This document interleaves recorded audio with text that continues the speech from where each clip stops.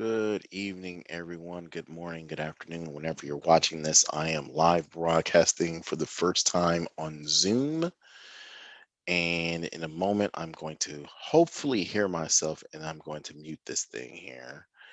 Um, th- there we go. I'm actually talking to myself right now.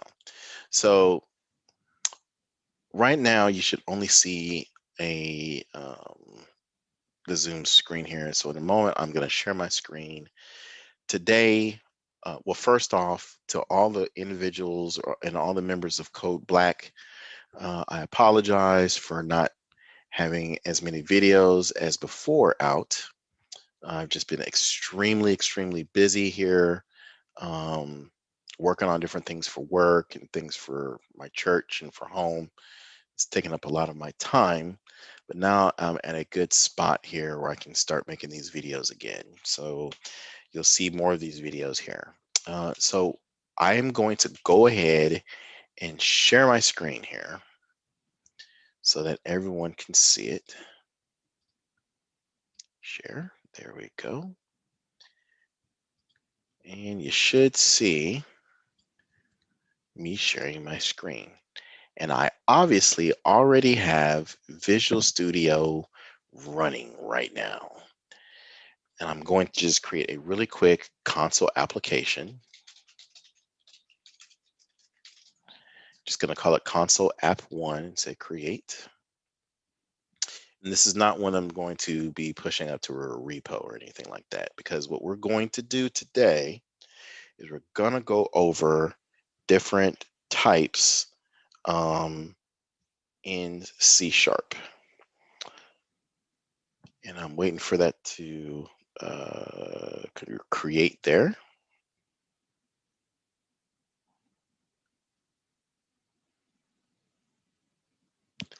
So a really corny joke that I'll tell real quick.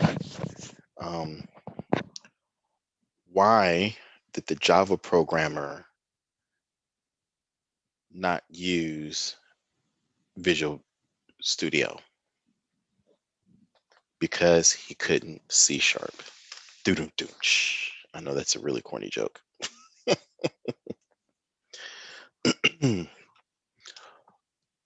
So here we go. And we've got a really bare bones Hello World basic solution going here. I'm going to make this just a smidge bigger so you can see. Yes, I know that already. And let me just make that smaller. And I actually created a C# console application in .NET Core framework, if anybody wants to follow along with me. Now, what are we going to talk about today? Well, today we're going to talk about predefined data types in C#. We're going to start from the smallest and we're going to work our way up to the largest. Okay. So C# categorizes data types into two types. There's value types and then there's reference types. Value types are simple types such as ints, floats, bools, and chars, enumerator types, structs, and nullable values like strings. Reference types include class types, which are interface types, delegate types, and array types. So we'll talk a little bit more about value and reference types here in a moment, but predefined data types are they include both value and reference types. Okay, so we're going to talk about some of the few data types, and I don't want you to get too into the types of data types here. We're just going to start talking about data types here. So the first data type, let me go ahead and get rid of my, well, no, I'll leave that there. Okay. So the first data type,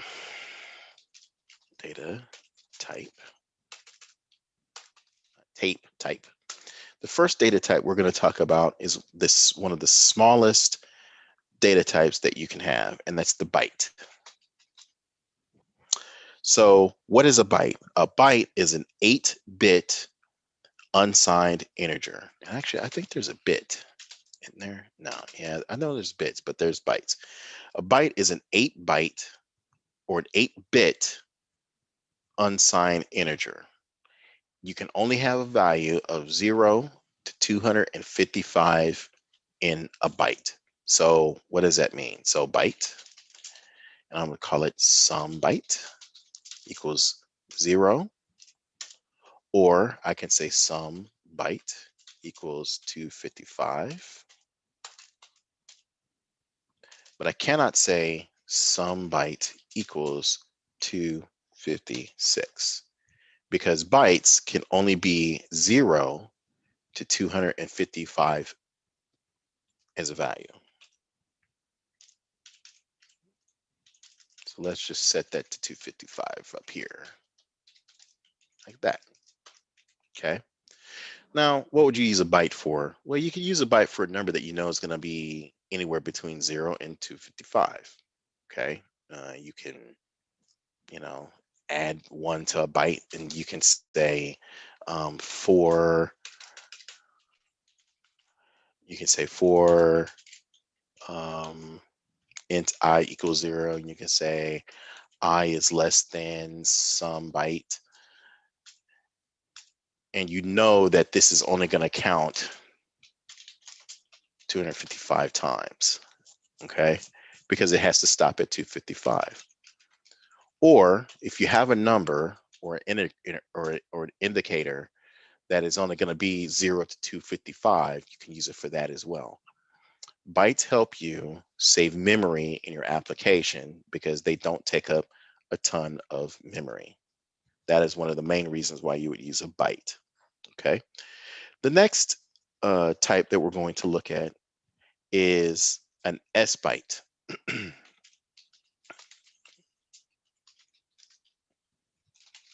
Now, I don't use too many S bytes myself, but they're there. So we'll talk about them. Oh, the other thing about an S byte and a byte or these types is some are signed and some are unsigned. Again, I won't get into what a signed variable is and an unsigned variable is because I don't want to confuse you. But we're just talking about predefined data types at this point in time. We'll talk about signed and unsigned data types another time. But an S byte can be a negative 128 to a positive 127. So that's your range of an S byte. So let's put a comma here. 0 to 2, 5, this one, negative 127, 128, I apologize, 128 to positive 127. Okay, both of these are 8-bit ints, non-signed. There's short is the next one, and this is a 16-bit signed integer. Now this can have a much larger range on it. You can have, and I'm gonna put a max range on here, 32,767. So with a short, which is a 16-bit signed integer, you can have negative 32,768 to 32,767 positive. Then you've got unsigned short, U short, U short. And that has 0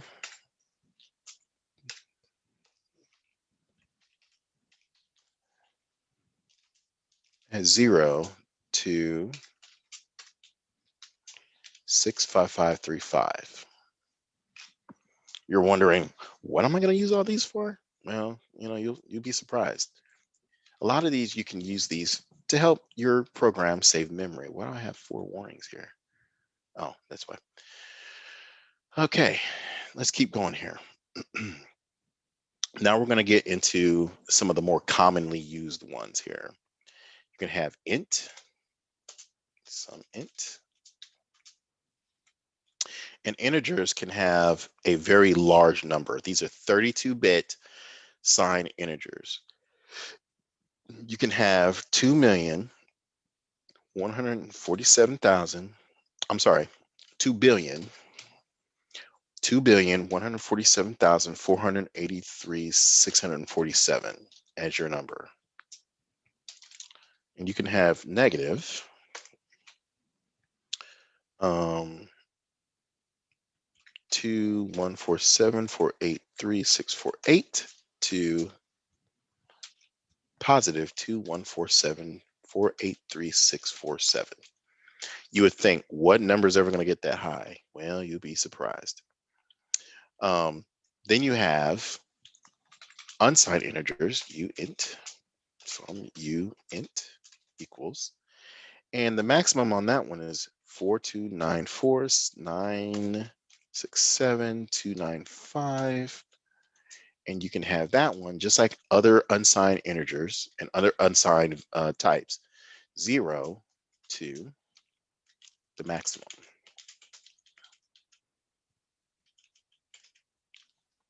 Okay. Next, we have long. And long is a 64-bit signed integer, some long. And the maximum number on a long is a huge one, 9223372036854775807. It's a big, big number. And this one can have, longs can have a large negative number, 9223372036854775808. Obviously, to this big positive number here. Remember, these are 64-bit signed integers. And then, of course, there's ulong. If you kind of hover over a ulongs or longs, it'll tell you a little bit more about it. This is a struct. This is a struct. These are structs. So these are predefined types. We'll get into non-predefined types here in a moment.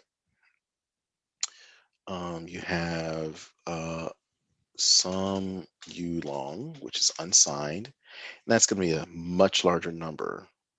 So it's going to be 18,446,744,073,709,551,615. I believe that's the number. And that is just like any other unsigned integer or unsigned byte or whatever, or short, I mean. You have 0, 2, and this large number here. You know what? Let me just hide that for a moment. There we go. Now let's get into some other ones. Float. So if we look at float, it's also a struct, but there is no unsigned float. It's a 32-bit single precision floating point type. What does that mean? Well, let's say float is pi.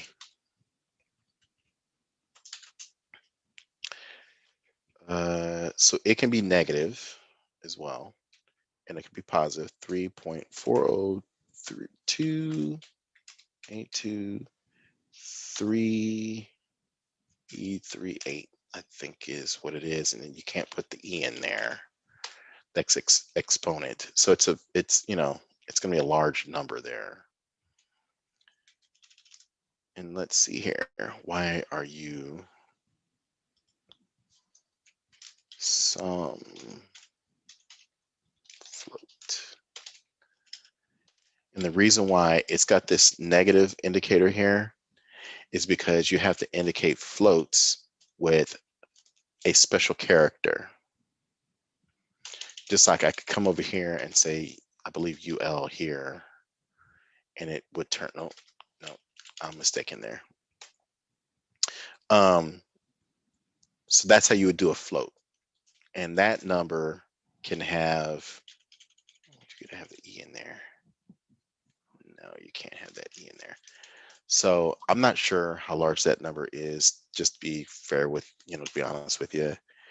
3402823E38. I think that's exponent or an integer or something like that. So 234028223E38.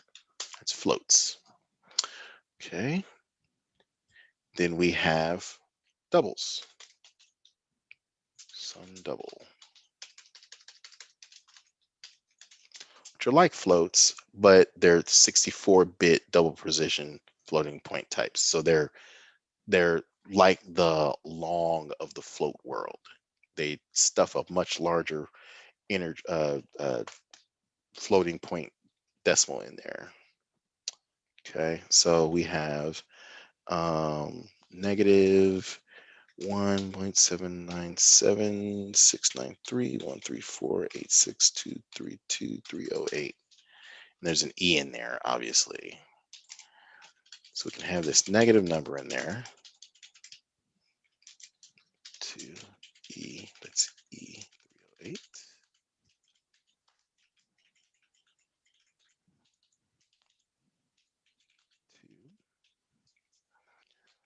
Positive 1.79769313486 232E308. Again, I don't use floats and doubles too often myself. You would use that for like statistical and stuff like that, statistics and stuff like that, like percentages, that kind of stuff is what you would use a float for. Now, the one that I do use quite often here is a decimal type. And if you noticed, the decimal types are also a struct, but you saw that I had a decimal struct in there as well. Now, you can say the same thing here. Let me show you a double. You notice that doubles are the same as lowercase and uppercase doubles. That's because they're structs and they take both types of syntax, but common practice is to use the lowercase one here because you're messing around with types. So you have decimals. With a decimal, you use for money. Money, money, money. So if I want to say $149 with 2 decimal points, put the big M on there, right there. That's got an exponential amount there. It's 128 bits, so you can stuff a ton of stuff in there. And again, it's a type that's used for financial and monetary calculations. Now let's get into the non-numeric types. So these are numeric types.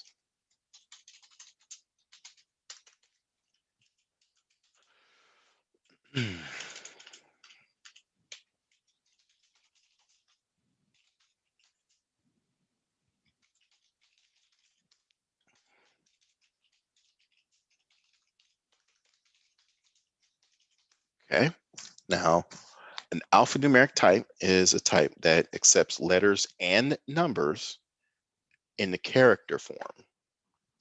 You know that it's an alphanumeric value or type if it has single or double quotes to it. So we're going to start with the very first one. Char is a 16-bit single Unicode character. It's any valid character like an A or an asterisk or a hexadecimal or a Unicode symbol. The easiest way to look at it is like this. Char, sum char equals A. So that would give me the character of A. It's Unicode. Now, what is Unicode? Let me see if I can do this here. I'm actually showing stuff there. And let's go to Unicode. We want a Unicode chart. What is Unicode? Here's a code chart right here. So let's go to Armenian. American, Cherokee, blah, blah, blah, ASCII characters. I'll just go to ASCII characters right now. This is, yeah, here we go. Actually, no, that's a little bit more complex there. Uh-oh. I need to pause here.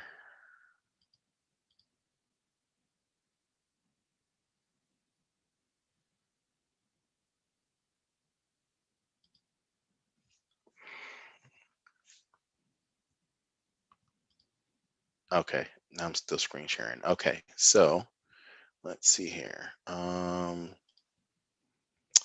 need to look at the, not that one there. Here we go. So there's different characters in Unicode, and Unicode is regional as well, and it's multilingual. So we'll just go to the regular control character ones here, the majority of them. Let's see, where's that Unicode chart? There you are. So these are Unicode characters here. There's Latin, there's Aramaic, Hebrew, that kind of stuff. And it's all it is it just tells the computer what to print out there. So like Unicode character 33 over here. This is the decimal character. This is hexadecimal here. And then you have what you would print out there if you use that character. So if I came over here and I said I want to print out a right square bracket, I should be able to come over to here and type that in. I think that you have to have an escape character on there though. Let's look at C# real quick. C# Unicode, C# Unicode character. There we go. Try type. And so, yeah, there we go.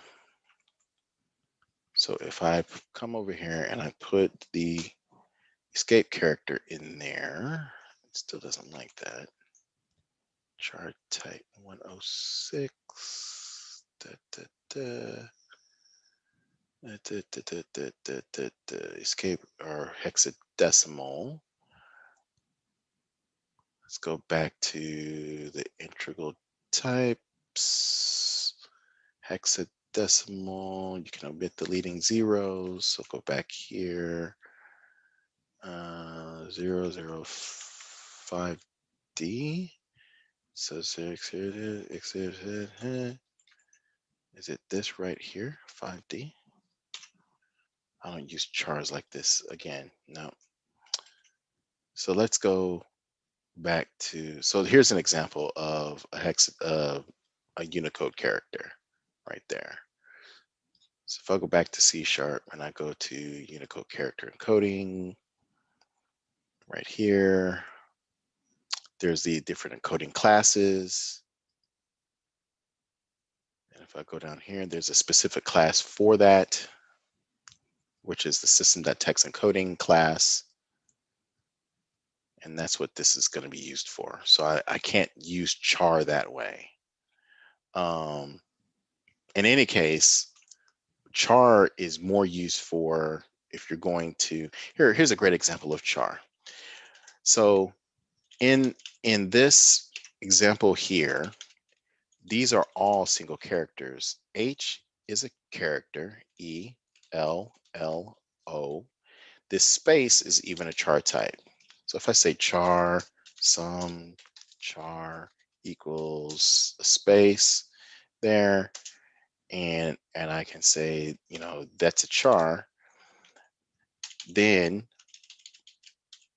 that's a space. So some char is going to just be an empty space, an actual space. So if I wanted to insert a space between my H and hello world, so let me not get too ahead of myself here. So basically, char is just one single Unicode character. Okay, letter, number, hexadecimal point, or something like. Why is it not working? Something like this. If I want to say star there, it's just one, right? It's a value. So if I run it to run this, let me put the there, and I say boom boom, and I say hello, I say some char, and I ran this. What's going to happen is it's going to put hello star some char in there for me, and then world. I'm trying to run this and see what happens here. It's the first time I've run this particular code here, so it might take a minute to run. While I'm doing that, we're going to talk about booleans next. Let's see what happens here. It should come up for me, and it disappears because I didn't breakpoint it. So let's go ahead and put a breakpoint there and rerun it again. And F10. And if we go to the console, we can see hello. There it is. Hello, Star World. Okay, let me stop that from running. Now,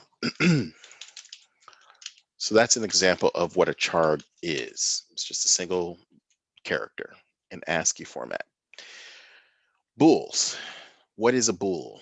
A bool is a Boolean value. Boolean stands for true or false. Boolean. It's a char.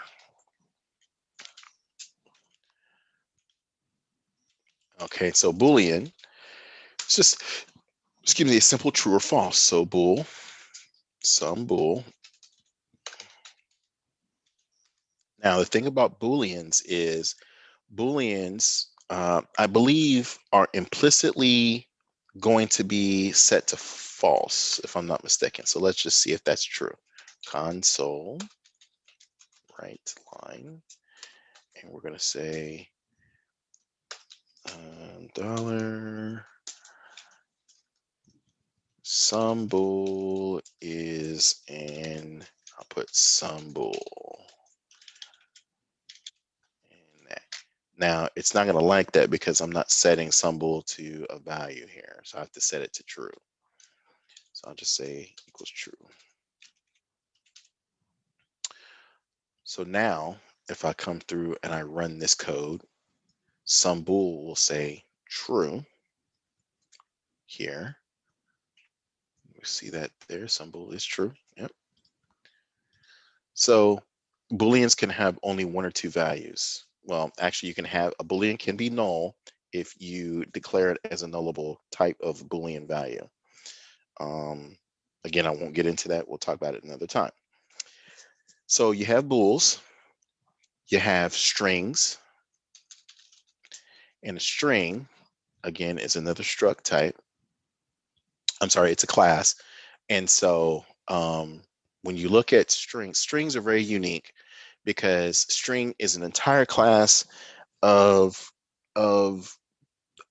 text that you can do different things with. It encapsulates and inherits a ton of different functionality that you can do with strings.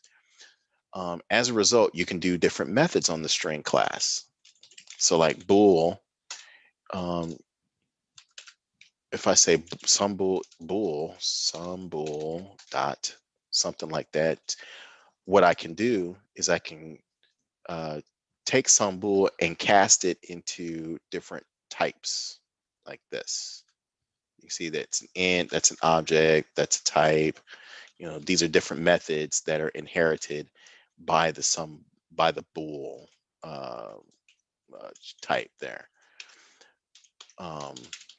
String is different because it's a class.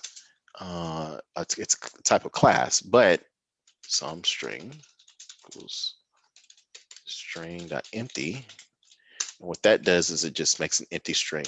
Now with the string class, I can do a lot of different things. Some string, and I could say what's the length of that string equals or I can just get the length of that string like that.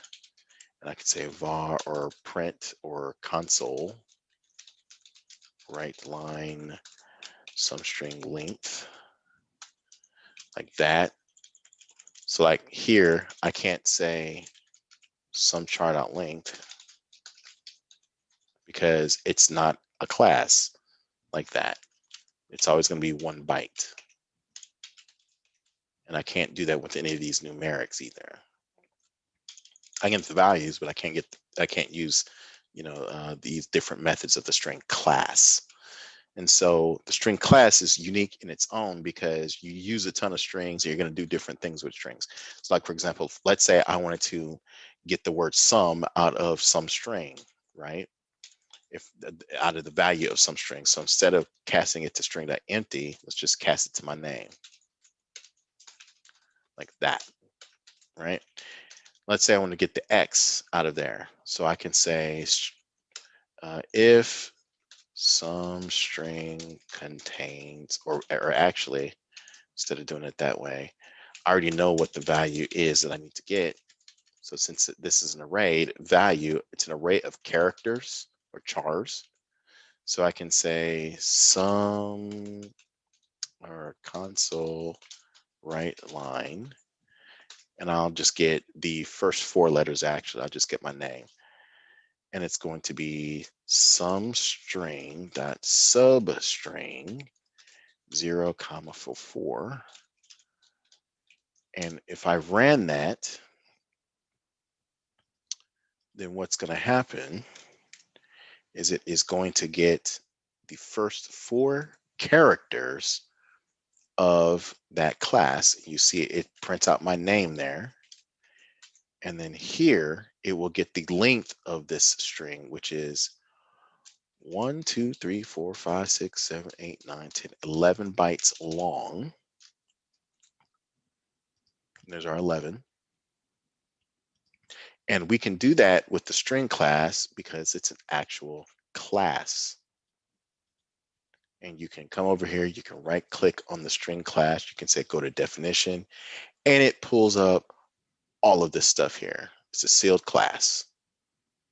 And that inherits all of this stuff from enumerable character, all this stuff. So all of these different methods are available in the string class. Okay. If you go to the char, go to definition, you can see that it's a struct. It's not a class, it's a struct. Okay. There we go. Similar to a class, but it's not a class, it's a struct. So now the next type that we're going to look at is the date time type. And we're only going to look at these ones tonight. So we're going to look at the date time type. What is a date time type? Well, a date time type is specifically what it talks about. String date time. Date time is a class, struct that allows you to get the date and the time of the system that you're running on, or to create a new date time. You use it for multiple reasons. If you want to set a timer based on the date, or you want to do some logic based on dates, this is what you would use here. You need to use the date time class. Some date equals now date time dot now dot date. Now, let me break this apart here for what we're seeing here. The datetime struct allows you to, again, use the datetime structure. But then you have different members of that, or objects of that, like the now, like I just used. So in here somewhere is now. right there. There it is right there.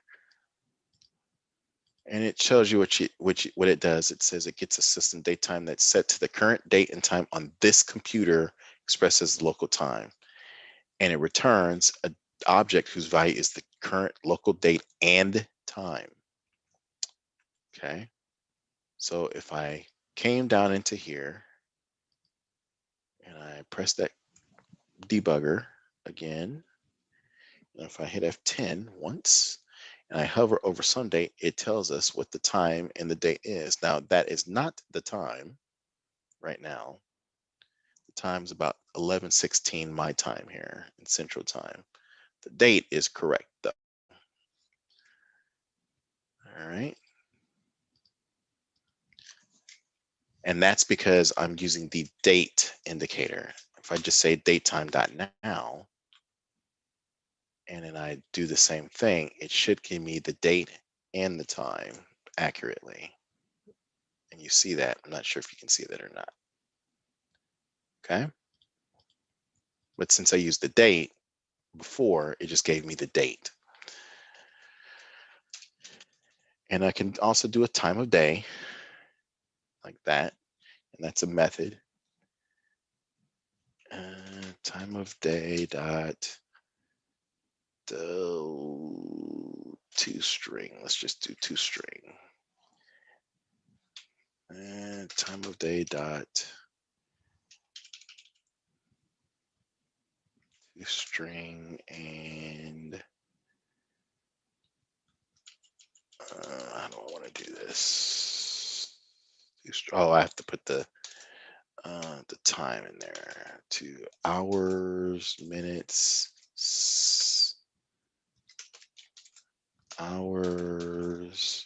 minutes, seconds, I think.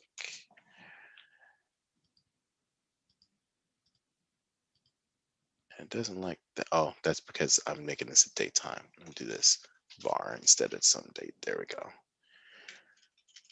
And actually, should be able to just take this out of there then. Should default to that. Now, when I run that, it'll give me the time of day in a string variable. And you can see it gives me hours, minutes, seconds, milliseconds there. Now, what I was doing before was I was giving myself the time of day back in a specific format.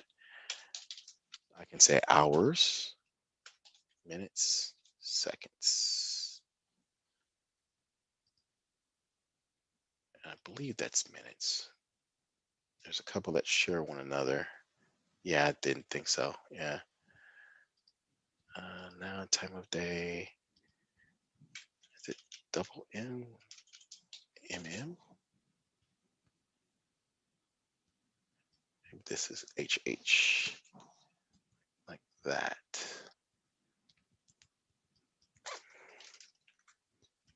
No, I always forget what that is because that's why I need to upgrade my Visual Studio, because there's a way you can do this.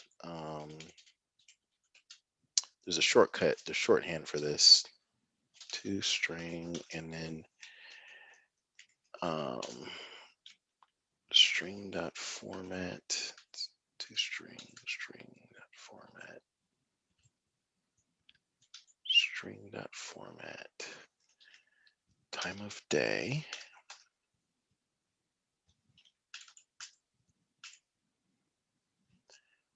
toString. Let's just do this here.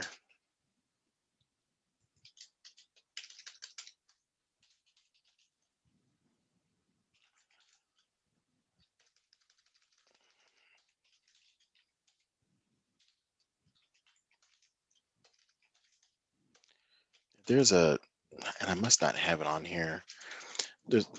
I'll just do now that time of day that toString. And we saw that before. Again, you would use the date time for multiple reasons. You can use the date. You can create a new date. Let's just create a new date. And we'll create a new date. New datetime. Sometime equals new datetime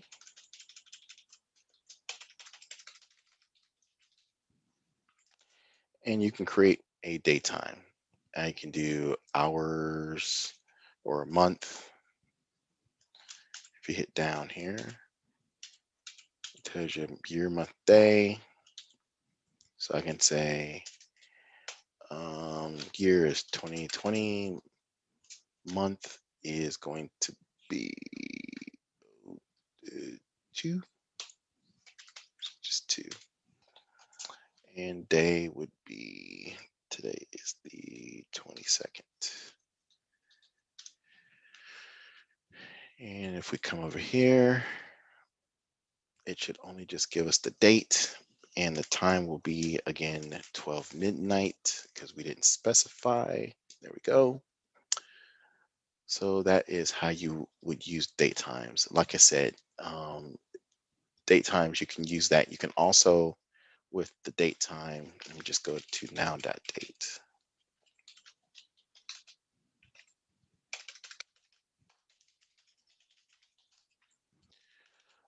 What you can do with the date time is you can add days to it.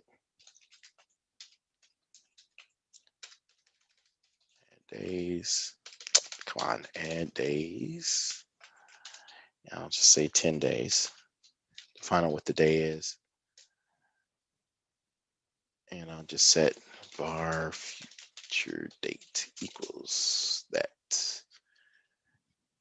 And I can see the date of today plus that date 10 days in future, like that. Okay. And so like I said, there's many different things you can do with it. What a lot of people do is they use that date time and they'll put it on a report, or they'll insert it into a SQL table as a key value of when somebody altered a record or created a new record.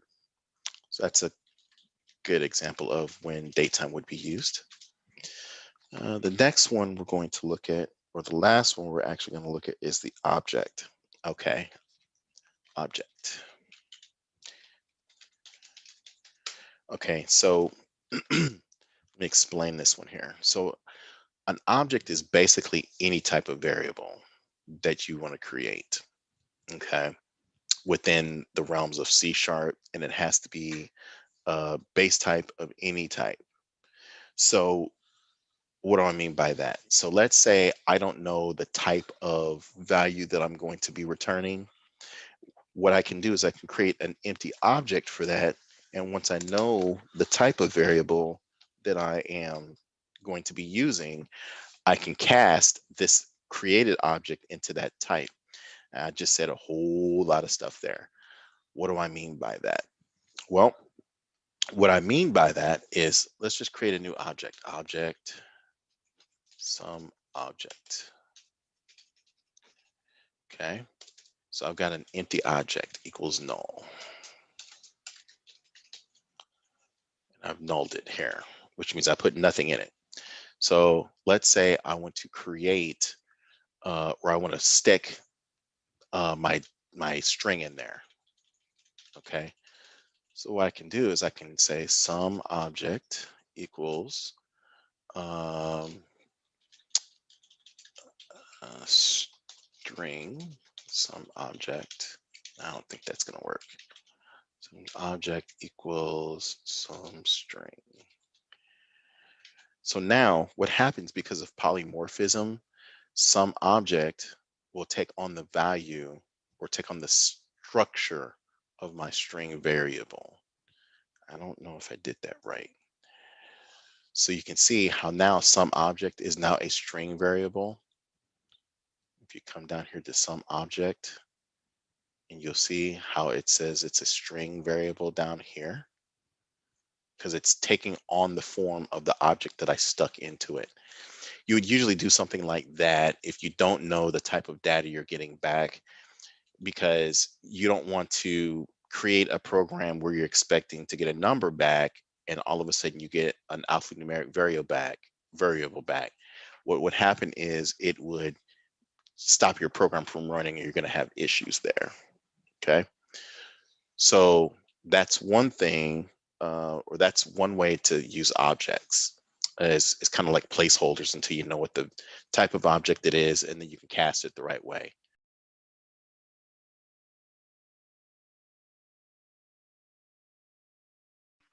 All right, so we went through some of the more basic types of data types, and these are all predefined data types that you can use. Like I said, you can use other aliases, of these variables. You can also put system dot in front of most of these.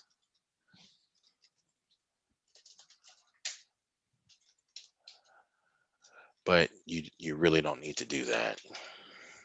Okay, you just use string because there's CLR types and stuff like that. There's also conversions and implicit conversion and conversions of certain data types that can be um, converted to another data type. Like ints can be converted into floats, if sometimes properly. Um,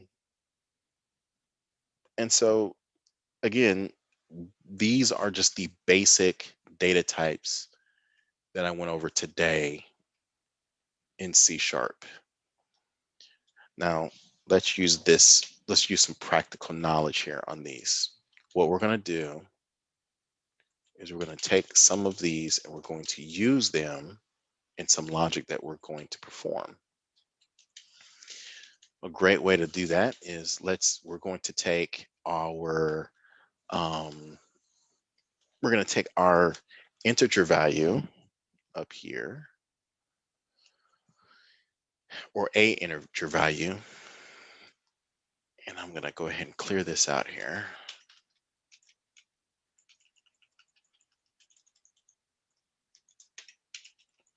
Do some cleanup here.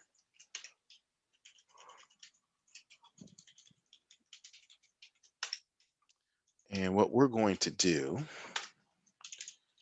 is we're going to use an integer value to create a string value that we're going to output to the string.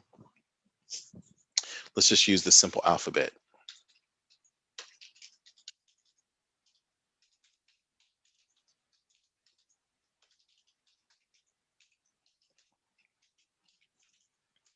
Okay. And what we're going to do is we're going to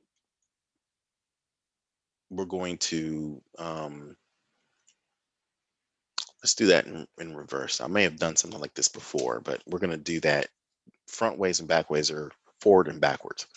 Okay, so how do we do this? We know there's 26 letters up there, right? So let's create a variable and we'll look at the type of variable we're going to use. Let's use a byte. We're going to say alpha length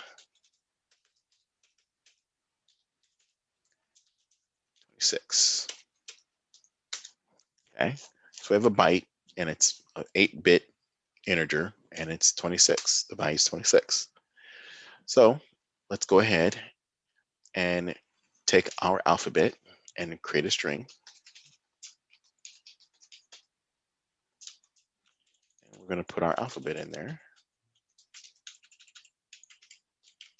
Up, we have to be able to put our double quotes in there for strings. So we have our 26 bytes and we have our alphabet. So now what we're going to do is we're going to, because string is a class and it has methods that we can use in that class.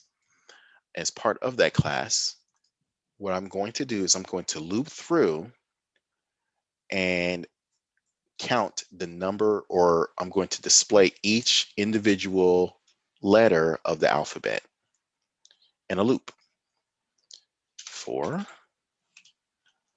There's two ways we can do this. I'm going to do this the easier way here. Well, I'll show you both ways to do it. So the first way that you can do this is with a regular for loop. Okay. And the way these loops work is the first part of the loop, and I think I've gone over this in a previous video, but I'm going to regurgitate this anyway. So the first part of the loop is where you're going to instantiate a counter called I, or you can call this whatever you want to. But in this instance, it's just defaulted to I, and you're going to instantiate it and give it a value of 0. The next thing you're going to do is you're going to tell how long you want to count by. So I want to count I until it is, I want to count I while it is less than the length of my alphabet. And I actually want to do less than or equal to alpha length. Okay. So it's going to start with 0 and it's going to end on 26. So let's count these, however, and I'll tell you why in a minute. 1, 2, 3, 4, 5, 6, 7, 8, 9, 10, 11, 12, 13, 14, 15, 16, 17, 18, 19, 20. 1, 22, 23, 24, 25, 26, right? 26 letters in the alphabet. So make sure I didn't miss anything. Now, right away, we're going to have an issue here. And the reason why is because we're starting on 0. And we're not starting on 1. So I need to get rid of this equal then. That's greater than or equal to. We need to just do less than length. Because when I count this, you start with 0, you get 0, 1, 2, 3, 4, 5, 6, 7, 8, 9, 10, 11, 12, 13, 14, 15, 16, 17, 18, 19, 20, 21, 22, 23, 24, 25.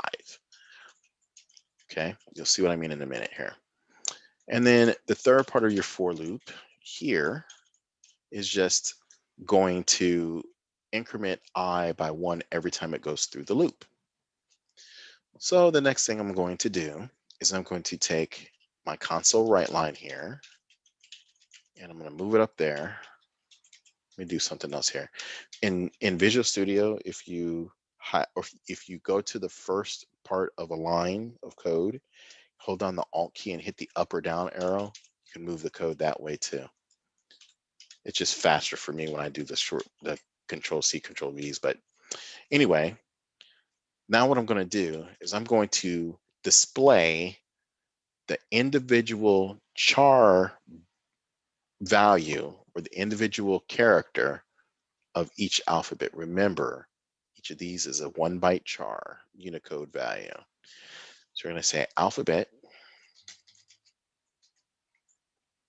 dot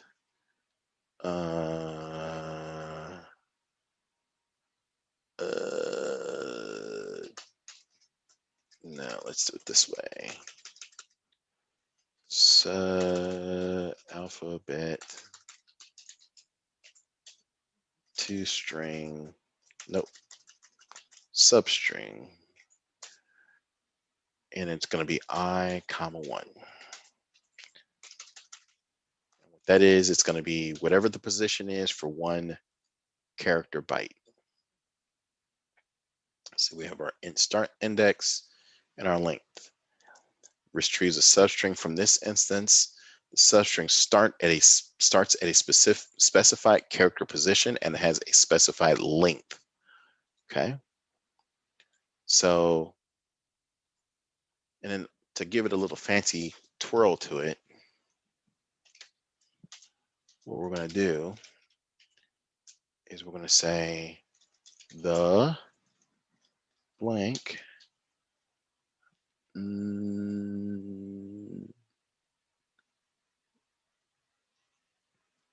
the letter in bet is, and let's just move that over to the left there. So all I'm doing is just doing some string interpolation there. So as I go through, what will happen is the value of I and the value of this substring of I is going to show here. So let's go ahead and run that. Bam. We'll go to our integer here. The 0 letter in the alphabet is A. And F10, it's going to go through our loop. Let me actually come down here. And F5. Stop that, actually.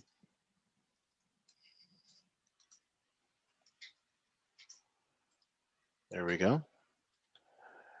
And so here we go.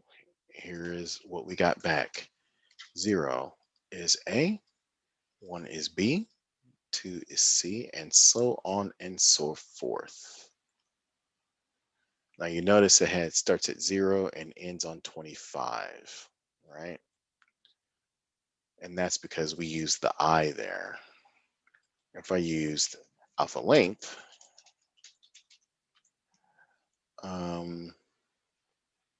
minus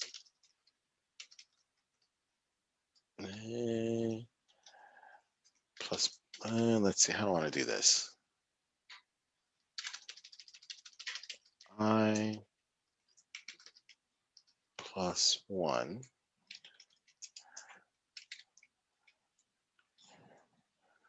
I think that'll work.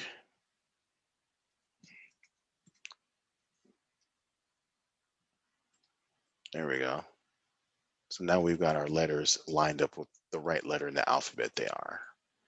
That's just one way to do it, right? So that's a loop, and that's how you would use a value or a type. Now, another way to do this, and the easier way to do this, I should say, is like this. Instead of doing a for loop, do a for each loop. And I'm just going to do the same kind of logic, but I'm going to say for each. And it's going to be var item in alphabet, which will automatically cast item as a char.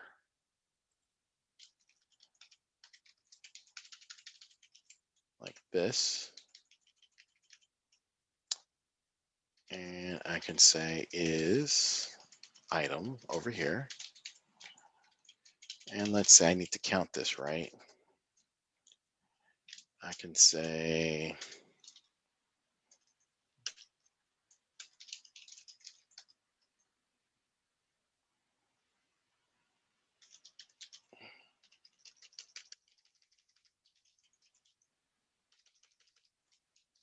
alphabet index of item. And let's just take that and put that in there.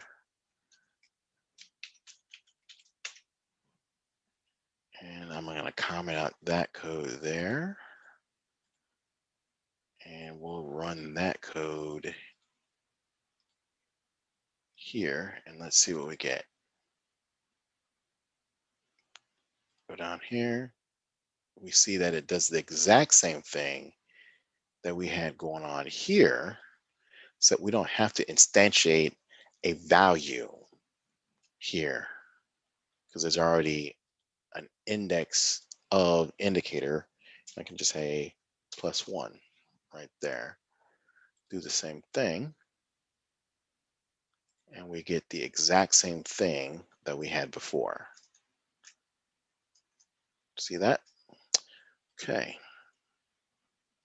So those are some unique ways of how you might use types in a C# program. And these are just different data types here. Obviously, some are more efficient ways to do. Some are more efficient ways to do coding.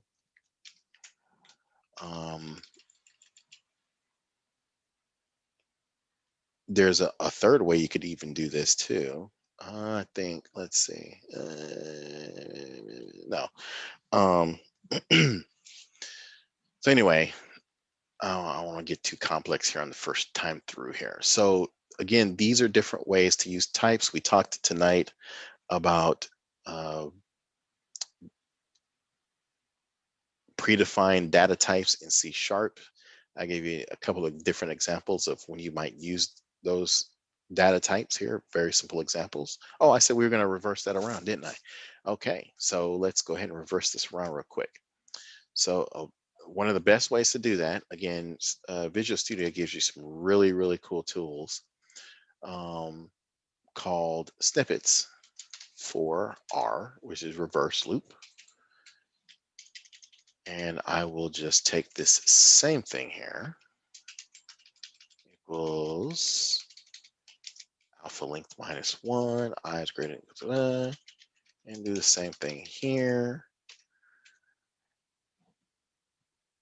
And if I comment out that, I'll just stop it right there, run that, and let's see what happens.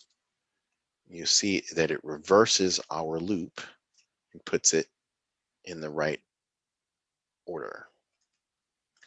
I did that in less than 2 seconds. Now the for each loop way to do it is if I do this,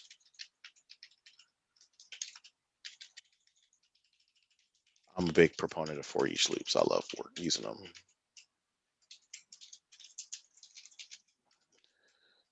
Reverse.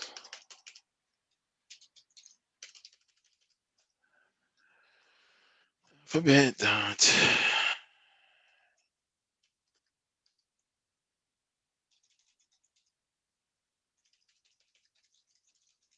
I need to bring in the link.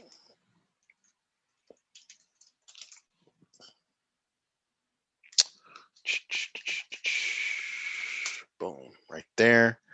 Now, in usings, remember I was talking about structs being a library of structure, and also, well, let me say it this way. .NET Core, .NET Framework, and all of these different frameworks have libraries of code that you can use and utilize without having to recreate the wheel. It's all been done for you. So the system.link is just a different way to do so. So I'm using the reverse here, and it's throwing it into a char as well. So if I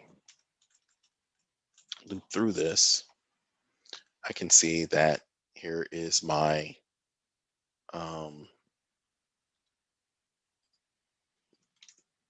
this is my, oop, I should have commented out that one right here. Let me comment this one out here. And I'll comment out this one here. I'll just run that one down there. So again, same thing I did before. There's multiple ways to skin a cat in C#. There's more efficient ways to skin a cat in C# too, though. I subscribe to Link personally. It does use a little bit more memory, and the more robust your program is, the more memory you're going to use. So you have to think about how you're going to use different parts of C# logic in your code. In this instance, it's not going to make that much of a difference. Still runs pretty fast. So yeah. So again, we talked about, and you'll notice that it took me less time to reverse the loop than it did to create the loop as we went forward, because obviously we had a concept or conceptual idea of what we were doing after we had already done it the first time. So again, this is us talking about data types. I did a little bit of conditional logic and looping, and I also used link. So if you have any questions, please feel free to post in the video. Again, I am not the end all be all of code. I don't know everything. So I am not the end all be all of code, and I don't know everything. So hope this finds you well, and good luck, and see you soon another time. Peace.